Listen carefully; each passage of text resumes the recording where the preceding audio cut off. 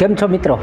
આજના વિડીયોની શરૂઆત છે ને એક સરસ મજાની લાઇનથી કરવી છે, જે મેં અત્યારે તમારી સ્ક્રીન ઉપર જે હું દેખાઉં છું ને, મારી નીચે એક મેં સરસ મજાની આપણા મા બાપ માટે એક લાઇન લખી છે કે માની મમતા અને બાપની ક્ષમતા એનું કોઈ માપ ન હોય. એ તો અવિરતપણે એનો પ્રેમ અને એના આશીર્વાદ જે છે એના બાળક માટે અવિરત પ્રમાણે એક નદીના પ્રવાહની જેમ વહેતા હોય છે. પરંતુ એનું મૂલ્ય જો ચૂકવવું હોય અથવા મા બાપને આપણે જો ખુશ કરવા હોય તો એની તક જે છે અત્યારે આપણી પાસે આવી ગઈ છે. સરસ મજાની એક નોકરી લઈ એક સારા પદ ઉપર આપણે બેસી અને જ્યારે આપણા મા બાપને ચરણ સ્પર્શ કરીએ ને કે માં જો તારો દીકરો આ પાસ થઈ ગયો, ત્યારે તમે જોજો એ જે પદ હશે ને અને એ જે ક્ષણ હશે ને, તમારા જીવનની એક અમૂલ્ય ક્ષણ હશે ને તમારા મા બાપ છે ને આંખમાં આંસુ હશે.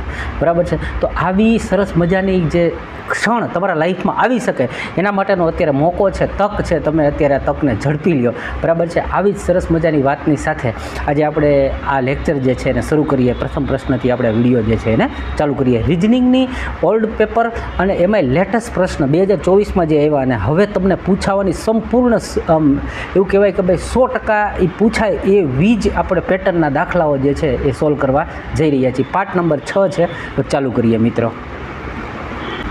પહેલો પ્રશ્ન હું વાંચું છું કે કોઈ 6 વિદ્યાર્થી છે અને એક ગોળાકાર ટેબલની ફરતે એ લોકો કેન્દ્ર તરફ મોઢું રાખીને બેઠા છે. બરાબર?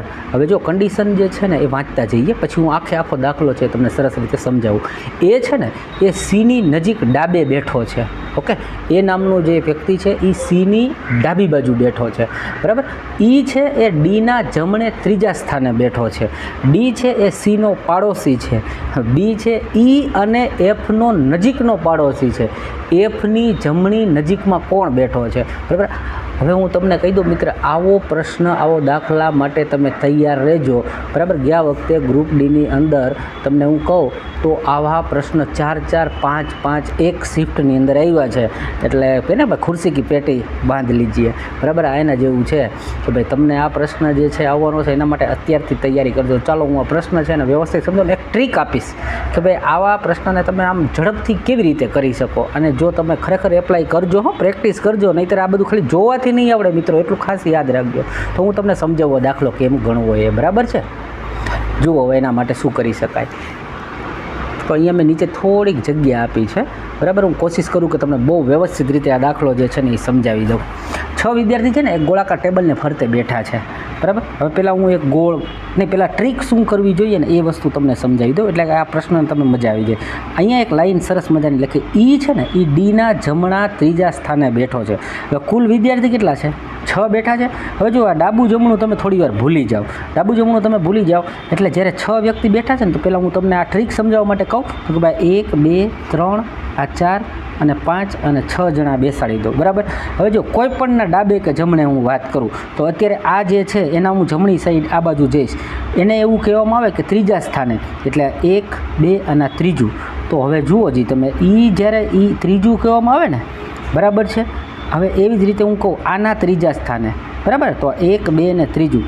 તો એ બે હંમેશા છે ને એના એકબીજાની સામે જ ગોઠવાશે. આ વસ્તુને ખાસ યાદ રાખજો. બરાબર છે? આ તમારા માટે ટ્રીક છે. હજી જો એ વસ્તુ ન સમજાણી હોય તો હું ફરીથી તમને સમજાવું. બરાબર છે? કે ભાઈ આ ત્રીજો છે એના આપણે આને પકડીએ અને તમને એમ કહેવામાં જમણામાં ત્રીજા સ્થાને. તો આ 1, 2 અને 3. તો આ એના વિરોધ થાય કે ન થાય? બરાબર છે? કેવી રીતે જુઓ તમે, આ આની સામે હોય, આ આની સામે થયો અને આ આની સામે થયો કે ના થયો? સમજાય છે? બરાબર? તો આ વસ્તુ જે છે ને એ મેઇન છે. અને એની બદલે જો તમને 8 જણા આપી દીધા હોય, આ ટ્રીક ન બેઠી હોય ને, તો હમણાં જ્યારે હું સમજાવીને ત્યારે તમને કાયદેસર એ ટ્રીક બેસી જશે. 8 જણા હોય ને તો તમને અહીંયા 3ની બદલે એમ આપશે 4થું સ્થાન. તમારે યાદ એમ રાખવું કે જ્યારે 4થું કીધું ને કોઈ પણને, તો યાદ રાખજો એ બે હંમેશા આમને સામને હશે. 6 વ્યક્તિની વાત કરે અને એમ કે ડાબો કે જમણો ત્રીજો બેઠો છે, ત્યારે તમારે હંમેશા સમજવું એ જો ત્રીજો શબ્દ વાપરે તો એ બંને એકબીજાની સામે જ બેઠા હોય. આ લોજિક છે ને તમને બહુ કામ આવશે. તમારો પ્રશ્ન ક્યારેક ખોટો નહીં પડે. ઓકે, તો હવે આણે જે કીધું ને એ પ્રમાણે આપણે કરતા જઈએ. આ હલે છે, હાલો આ બાજુ આવી ગયું, વાંધો નહીં. જો હવે મેં એક અહીંયા ગોળાકાર બનાવી દીધું. બધા સેન્ટર બાજુ મોઢું રાખીને બેઠા છે. બરાબર? હવે જુઓ પહેલેથી જ આપણે ચાલુ કરીએ. એ સીની ડાબી બાજુ બેઠો છે. બરાબર? કોણ? એ કોની બાજુમાં? સીની. તો હું આ સીને પહેલાં અહીંયા બનાવી દઉં. આ સી છે, એની ડાબી બાજુ એટલે આ થશે. બરાબર? આ એની ડાબી બાજુ થઈ. તો એ છે એ ડાબી બાજુ બેઠો છે કોના? સીના. એટલે આ સી છે તો અહીંયા હું એને બેસાડી દઉં. જો સમજતા જાજો, આ બહુ માથાકૂટવાળું હોય છે. આજે આવડે ને આવડે છે, બાકી તો આ પ્રશ્ન જાય જ છે. આને તમે સમજી લો, બીજી વાર એકવાર ટ્રાય કરો, 10 સેકન્ડમાં તમે આ પ્રશ્ન કરતાં શીખી જશો. તો એને આપણે બેસાડી દીધો. એ છે એ સીની ડાબી બાજુ બેઠો છે. હવે શું કીધું?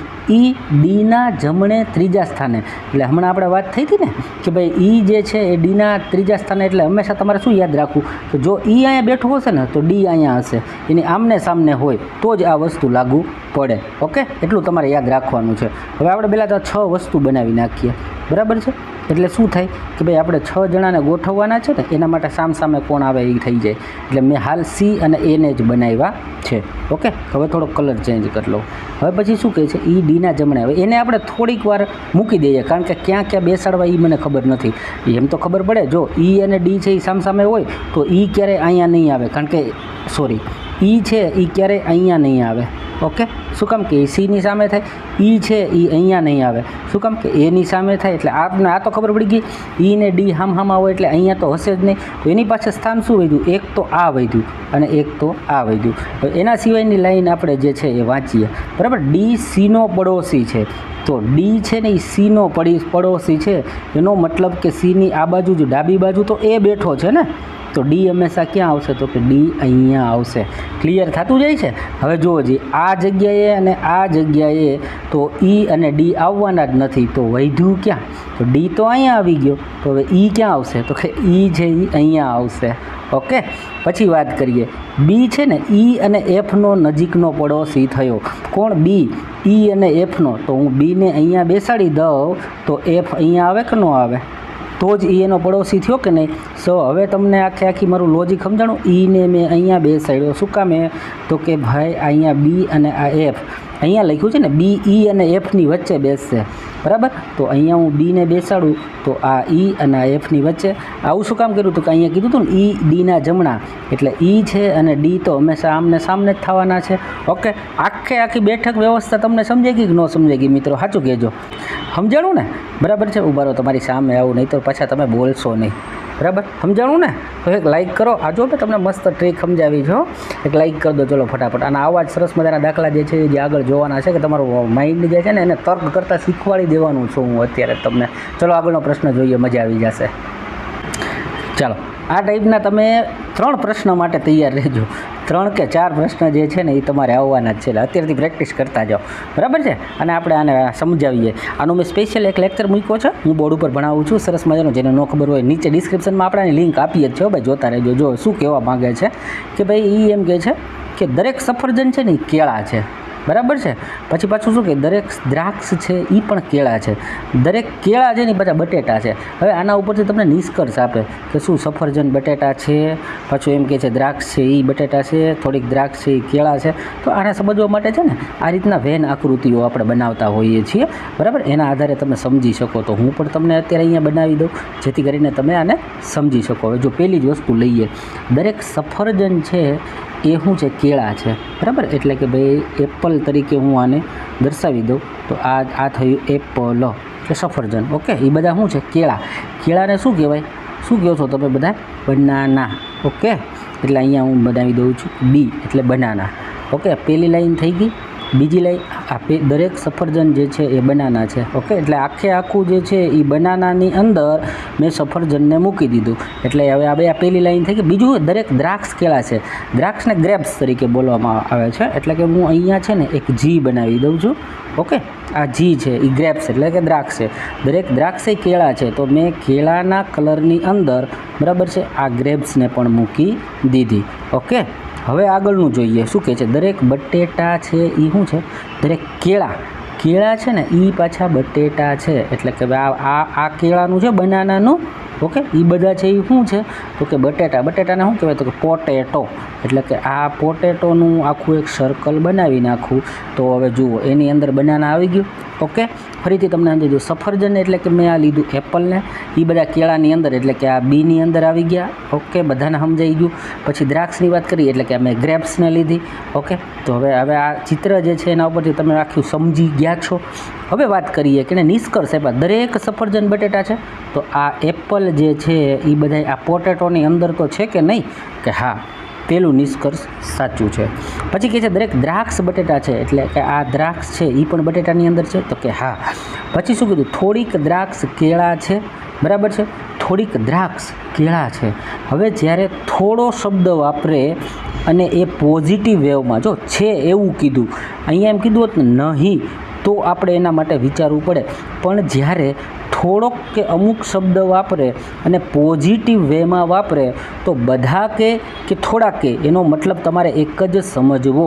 એટલે થોડીક દ્રાક્ષ જો છે એ શું છે, કેળા છે. અહીંયા થોડીક દ્રાક્ષ, બધી દ્રાક્ષ કે તો પણ એ કેળા છે. એટલે થોડુંક વાપરે અમુક વાપરે તો એને તમારે પોઝિટિવ વેમાં સાચું ગણવું. આ એનટીપીસી પછી એએલપી ટેકનિશિયન બધામાં એણે આ રૂલ પાડ્યો છે. તમારો પ્રશ્ન સાચો પડશે. એટલે કહેવા એમ માગે છે કે દરેકે દરેક ફોલો કરે છે. મેં અહીંયા તમારી માટે ડિઝાઇન આકૃતિ બી તૈયાર કરી છે, જેથી તમે આ પીડીએફ મેળવો ને મિત્રો ત્યારે તમે પ્રેક્ટિસ કરી શકો. એના પછીનો થર્ડ ક્વેશ્ચન્સ જે છે એને આપણે લઈ લઈએ. બહુ સરસ મજાનો પ્રશ્ન છે. જો આ પ્રશ્ન પણ તમારે 2 કે 3 આવશે. આ નવી પેટર્ન ઉપાડી છે એણે હવેથી, બરાબર. આ રેલવેવાળા છે એને હવે તમે જોશો ને 2024ની અંદર દરેક પરીક્ષાની અંદર આવા 2-3 પ્રશ્ન નાખ્યા. અત્યારે જે એએલપીનું રિઝલ્ટ આવ્યું એની અંદર બી આવા નાખ્યા છે. એટલે તમે આના માટે અત્યારથી તૈયાર કરો. ABCD તો તમારે આમ જે બાળપણમાં મોઢે શીખ્યા હોય ને એવી નહીં, પણ અત્યારે તો તમને કોની સામે શું આવે એના પછી શું આવે એ મોઢે હોવું જોઈએ. ઓકે, તો 5મો પ્રશ્ન લઈ લઈએ. શું કહેવા માગે છે ભાઈ, જો રિલેટિવ જે છે એવો એક શબ્દ લખ્યો છે. રિલેટિવને હું આવું લખવા માગું, ફિઝિકલને હું આવું લખવા માગું, ક્વોન્ટિટીને શું લખી શકું, આ ટાઈપનો પ્રશ્ન છે, બરાબર. હવે તમે જોશો ને કે ભાઈ આર અને જી આ બંને વચ્ચે તમને શું રિલેશન લાગે છે, બરાબર છે. તો એ બે રિલેશન જે છે ને, જો ABCDEFG, જી છે ને એ શરૂઆતમાં આવે અને આર છે ને એ લાસ્ટમાં, તો ક્યારેય આવડો મોટો ડિફરન્સ ન હોય. હવે એક નવી કોમન પેટર્ન એણે કાઢી છે, +11 અને +13 આ ટાઈપનું બહુ નીકળે છે. એ પણ જોજો બધા. લગભગ જ્યારે કોઈ તમને રિલેશન જોવા ન મળે ને ત્યારે આ જોઈ લેવું, 11+ કરવાથી +13 કરવાથી મળે છે. જો આવું પણ ન મળે, હવે જ્યારે આવી પ્રોબ્લેમ થાય કે તમને લોજિક મળતા નથી, તો બેસ્ટ રસ્તો આપું, તમારે ઊંધું ચાલવાનું. પહેલાં ને છેલ્લા આરે સંબંધ જુઓ, બરાબર છે. તો હવે જુઓ જી, RS ને T. ઓકે, તો આ બે વચ્ચે ગેપ આવ્યો એ કેટલાનો આવ્યો, +2નો. તો એવી રીતે હું EF ને G, એટલે હા આમાંય મને 2નો ગેપ મળ્યો. એટલે કે આણે કર્યું છે આગળથી છેલ્લે, બરાબર. પછી L, પછી જુઓ L પછી M અને N, એટલે હા એક પદ છોડતા બીજું એટલે +2. તો આ રીતે એણે કર્યું છે. જો આ લોજિક મને મળી જાય પરીક્ષામાં તો સિમ્પલ થઈ ગયું ને, બરાબર છે. Q છે, બરાબર છે. તો હવે અમારે હાલવાનું શું થશે, Q જે છે એ છેલ્લે જશે ને, બરાબર છે. તો Q પછી શું આવે, તો કે ભાઈ Q પછી શું બીજું પદ આવે, R અને S. તો બીજું પદ R અને S આવે તો S ઓપ્શનમાં હોય ને, એવું માત્ર એક જ ઓપ્શન છે યાર. તમે જુઓ તો ખરા કેટલું ઇઝી થઈ ગયું. સીધું તમને મળી ગયો જવાબ. તમારે આગળના કોઈ પદ જોવાની જરૂર જ ન પડી. મસ્ત રીતના આ દાખલો જે છે એ તમને આરામથી હસતા સોલ્વ કરી શકાણો. મજા આવી ને મિત્રો, સાચું કહેજો. પછી આ બીજા નંબરનો એક પ્રશ્ન બાકી રહી ગયેલા છે. હજી ઘણા બાકી છો મિત્રો, ભાગી ન જતા. હા, તમે યાર વિડીયો પૂરો નથી જોતા. વિડીયો પૂરો જુઓ તો જ તમને મજા આવશે. હવે તમે થોડુંક એક 20 મિનિટનું બોધરેશન નથી સહન કરી શકતા, 20 મિનિટ તમે આ સમજી વિચારી નથી શકતા, તો પરીક્ષામાં 1.5 કલાક મારો ભાઈ કેમ કરી શકશો? હા, જુઓ જી, હવે એક સેકન્ડ નંબરનો પ્રશ્ન છે. એણે આપ્યું છે 337, 354, 373, 394, બરાબર છે. આ નજીકના આંકડા જ્યારે જોવા મળે, આ બધું તમારું માઇન્ડ બુસ્ટિંગ છે. હા, આ પ્રેક્ટિસ છે યાર. આવું બધું કરશો તો તમને ખબર પડશે કે આવું કરી શકાય, આવા લોજિક લાગી શકે. આ એના માટેની તૈયારીઓ છે મિત્રો. હવે જુઓ જી, નજીકના છે ને આ 37 થી 54, એટલે કે બહુ દૂર ન કહેવાય. 37ની અંદર હું 13 નાખું એટલે સીધે 50 થયા અને +4 નાખું. ઓકે, મને અત્યારે નજીકલી એવું લાગે છે કે ભાઈ આ બે વચ્ચે મને 17નું ડિફરન્સ હોય એવું લાગે છે. તો હું અહીંથી જોઈ લઉં, બરાબર છે. હવે 73 છે. પહેલાં તો હું આમાં 6 નાખું, બરાબર. 54માં 6 નાખું એટલે શું બન્યું? 60 બન્યું અને 13 ઓલા, બરાબર છે. એટલે 13 ને 6 તો કે 19, એટલે કે અહીંયા પહેલાંમાં 17 મળ્યા તો આમાં 19 મળ્યા. તો મને એવું લાગે છે કે જો 17, 19, 21 આવું કંઈક ડિફરન્સ તો નથી ને, એટલે કે ભાઈ પહેલાંની વચ્ચે 17, અહીંયા 19, તો હવે અહીંયા મારે ખ્યાલથી 21 નાખવું જોઈએ તો 3 ને 1 4 એટલે હા 4 છે, બરાબર. 7 ને 2 9 એટલે 9 છે. અલા હા, આ તો મળી ગયું 21. તો હવે પછી શું હોવું જોઈએ કે +23. અરે બકા +23 કરી દે, જવાબ મળી જશે. તો અહીંયા મેં નીચે તમારા માટે લખીને જ રાખ્યું છે, +23 કરતાં 417 આન્સર મળે છે મિત્રો. ઓકે, તો આગળનો પ્રશ્ન જોઈએ. જો હવે પછી એક સિરીઝ ટાઈપ આપી છે શ્રેણી, બરાબર છે. આવા પ્રશ્નો તો તમે યાર ફૂલ પ્રેક્ટિસ કરજો. આવા તમને મારે તો ઠીક છે ગમે ને મળે આની પ્રેક્ટિસ કરજો જ. આ બધું ફિક્સ જ હોય. આપણે જમવા બેસે ને એટલે કાંઈ નહીં તો કાંઈ નહીં, શાક રોટલી તો ફિક્સ જ હોય, બરાબર છે. થોડુંક વધારે જોઈએ તો કે સંભારો હોય, એનાથી સારી આગળ વાત કરીએ તો કે ભાઈ દાળ ભાત હોય. આ બધું જે છે ને એ ફિક્સ જ હોય. આપણું મેનુ તૈયાર ફિક્સ મેનુ છે, એમાં ફિક્સ મેનુના દાખલાઓ છે. તો શું કહે છે? SDR XHUCLX, પછી અહીંયા ખાલી જગ્યા MTD RXG. તો કે ભાઈ આવું છે. હવે પાછી આપણે જોઈએ આની અંદર શું લોજિક લાગે. તો લોજિક જે છે એ તો સિમ્પલી આપણે કરતા શું હોઈએ કે ભાઈ આ પહેલાં પદને આની આરે હમણાં નહીં ના મેળ ખાય તો છેલ્લા આરે આપણે આ જોયું હતું. તો પહેલાં પદને પહેલાં આરે જો તો કે ભાઈ S પછી શું હોવું જોઈએ? તો કે S પછી STUVWX. એટલે મને એવું લાગ્યું કે હાલું 5મો પદ હોય એવું કંઈક લાગે છે. તો એ જ હું અહીંથી જોઈ લઉં. તો X પછી શું હોય? તો કે YZ, 2 અક્ષર થયા, પછી A B ને C. ઓકે, તો કે અહીંયા પણ 5મું પદ છે. હા મળે છે, શું વાત છે? 5 અચ્છા 5નો ડિફરન્સ કર્યો છે એવું છે ને. તો પછી અહીંયા C પછી હું 5 નાખું તો બરાબર છે. C પછી શું આવે? D E F G અને H. ઓકે, તો કે Hથી સ્ટાર્ટ થતો હોય એવું. અલા આના અંદર પણ જુઓ જી, તો Hથી સ્ટાર્ટ થતું હોય આ 2 છે, એટલે આ 2 તો સીધા જ નીકળી ગયા. એવી રીતે આપણે સેકન્ડને પણ જોઈ લઈએ. D થી H, બરાબર છે. તો D પછી શું હોય? ABCD, પછી E F G ને H, એટલે કે અહીંયા +4 છે. તો H પછી અહીંયા L જોઈએ, H પછી I J K ને L, એટલે પાછું +4 છે. અચ્છા, તો ચાલો ને 4 का डिफरेंस दिया मेरे को. हाँ, તો આપણે મળી ગયું 4નો ડિફરન્સ. તો એવી જ રીતે હું L પછી અહીંયા 4નો ડિફરન્સ કરું. MNL પછી 4નો ડિફરન્સ જોશો. આ P અહીંયા રહ્યું ને, બરાબર છે ને, સમજાણું ને? L પછી MNOP, P ચોથું, બરાબર છે. તો એનો મતલબ કે HPથી શરૂ થતું હોય એવું એક જ ઓપ્શન છે આપણી પાસે. તો આ પણ અહીંયા આપણનો દાખલાનો જે જવાબ છે મળી જાય. મેં તમારા માટે અહીંયા વ્યવસ્થિત લખ્યું છે. જો ભાઈ આ તમને તો ખાલી 10 મિનિટ 20 મિનિટ જોવામાં તકલીફ થાય, પૂરો વિડીયો ન જોવાય, તો મારે તમારા માટે લખવાનું, સમજવાનું, તમને સમજાવવાનું, અને એના પાછી આ વિડીયોને એડિટ કરવાનો, બનાવવાનો, PDF દેવાની, મફતમાં દેવાનું, બરાબર. મને બી તકલીફ થાય છે, છતાં હું તમારા માટે કરું છું, કારણ કે મારા ગુજરાતના મિત્રો છે એ આગળ આવે, બરાબર. એક નાનકડી જાહેરાત, મારો પણ ધંધો છે તો કરી દો ભાઈ. જે લોકોને ગુજરાતીમાં આવા સરસ મજાના ઓરિજિનલ પેપર જોતા હોય 2024 સુધીના, તો એ લોકોને જો અમે નમૂનો રાખ્યો છે, એને આપણે આપીએ છીએ, વેચીએ છીએ, બરાબર છે, બહુ સસ્તા ભાવની અંદર.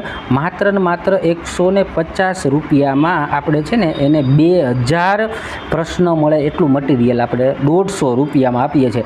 આ મારો વોટ્સઅપ નંબર છે. હજી બધા ગ્રુપમાં લખે છે સાહેબ નંબર આપો ભાઈ, અહીંયા મારો નંબર છે, આપ મારો કોન્ટેક કરી શકો, હું તમને બધું આપીશ. ઓકે, તો મિત્રો આજે છે ને મારે 3 થી 4 એવા ખૂબ જ અગત્યના કામો હોવા છતાં મેં તમારા માટે ટાઈમ કાઢીને આટલો વિડીયો બનાવ્યો છે, બરાબર. શનિ રવિ આવે છે, છોકરાઓને એમ ન લાગે કે સરે કાંઈ ન આપ્યું, એટલા માટે મેં મહેનત કરી છે. તમારી પણ ફરજ આવે છે વિડીયોને લાઇક કર્યા વગર જતા નહીં, બરાબર છે. અને હા, તમારી મહેનત જે છે એ ચાલુ રાખજો. આવીને આવી રીતે આપણે સફળ થવાનું છે. હું તમારા માટે હજી ડબલ મહેનત કરીશ. અને અત્યારે તમે નહીં માનો, હું રોજનું 8 કલાક તમારા માટે મટીરિયલ ટાઈપ કરું છું. એક સરસ મજાનું મટીરિયલ બનાવું છું, બની જાય એટલે હું આમાં અંદર એનાઉન્સ કરી દઈશ. ઉતાવળ ન કરતાં મટીરિયલ લેવાની. હજુ તમારી પરીક્ષાને 5 થી 6 મહિના છે. તમારા માટે હું 8 કલાક ડેઇલી ટાઈપ કરું છું, સમજું છું. અને તમે નહીં માનો, એના માટે મેં તમામ વિષયની બુકો ખરીદી છે, એમાંથી વાંચી, ગુજરાતી કરી અને સરસ મજાનું મટીરિયલ બનાવી રહ્યો છું. તો મળીએ છીએ પાછા બીજા વિડીયોની અંદર. વિડીયોને લાઇક કર્યા વગર જતા ને, કોમેન્ટમાં તમારી વાત જે છે અચૂકથી લખજો, વિડીયો કેવો લાગ્યો. ચાલો.